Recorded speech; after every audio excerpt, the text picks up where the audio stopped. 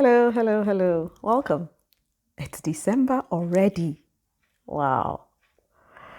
Well, thank you for tuning in to the Quip Corner with Ada today. A lot of times at the end of the year, people are taking stock, checking how have their investments done or performed in the year. We'll talk about something related to that today.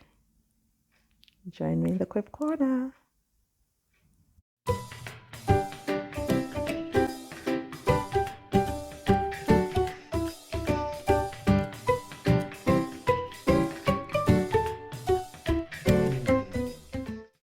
Welcome to the Quip Corner with Ada. A few moments ago, I was talking about how people make investments, and towards the end of the year, they start, looking at their investments and reassessing to say, did I make the right investment? What has the return on my investment been? Today, we'll be talking about investing in our marriages, and by extension, of course, our relationships. So, as usual, let's start with the quip.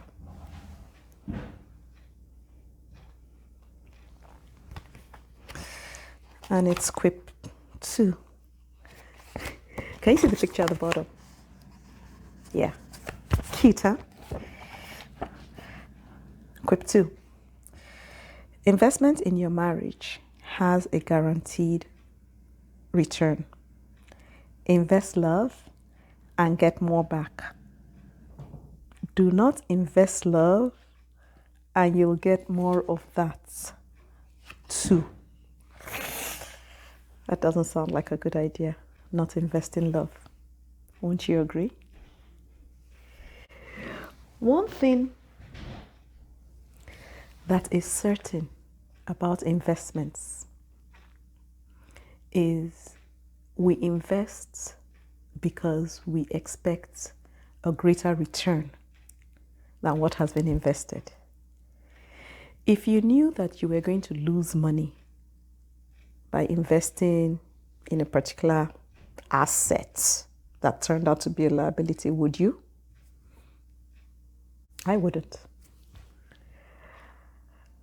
When we talk about investing in your marriage, it goes without saying that you get out of it much more than you put into it. Yes. And it's rare, maybe impossible, but maybe impossible may be a stretch actually. It is rare. It is rare to get something other than what you put in. And we know that we invest in things and people that are valuable to us. Your marriage should be valuable to you. Several times during this past year, my friend Chinyere and I have had occasion to chat about different things, and we continue circling back to the same point, that with how much time a number of us are spending alone with our spouses, whether it's because of the lockdown where you live, where you're, home with your spouse and your family, or whether it's that your children have gone off to school and so you may be an empty nester. One thing both of us have agreed is at those times when it's just you and your spouse, that's when you are more aware and grateful that you're married to your friend. And that is also when those things you have invested, you start reaping those benefits. Because everything we do is a seed. A popular saying that I heard a few years ago was, you can count how many pips are in an orange. Yes, some people say orange seeds, but the correct word is pips, like my mother taught me. You can count how many pips are in an orange, but you cannot count how many oranges are in a pip. Investing always has that multiplier effect, and your marriage should not be an exception. Let's borrow something even from the accounting or business world. The quality and also quantity of investments in your business determines whether or not it remains a going concern. Dare I say, invest the right things: love, appreciation, time, respect, so that your marriage is a going concern, not a growing concern. Okay, let me just back up and explain the going concern concept. A business is deemed a going concern when it has all the resources for it to continue to exist and operate for the foreseeable future, or indefinitely as some would define it, versus the risk of bankruptcy or liquidation. When you invest the right things in your marriage, you not only are a going concern, you have a legacy to leave behind for your family.